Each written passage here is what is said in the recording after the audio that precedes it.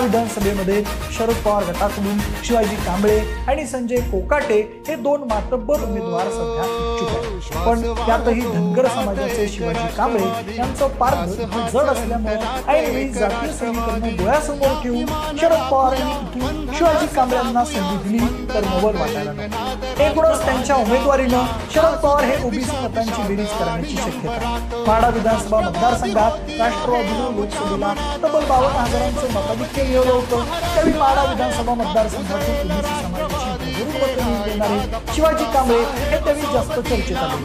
त्यामुळे आता अगदी पहिल्या दिवसापासून माढा विधानसभा मतदारसंघातून 50,000पेक्षा जास्त आघाडी मिळवून देण्याचा विश्वास व्यक्त करणारे शिवाजी कांबळे हे विद्यमान आमदार बबनदादा शिंदेंना आव्हान श्वास वाहतो रात एक राष्ट्रवादी ध्यास हाच अंतरात एक राष्ट्रवादी या इमान राखूया बंधनास जागूया स्पंदनात एक नाद राष्ट्रवादी राहूया गाजू दे दिशा दिशात आणि अंबर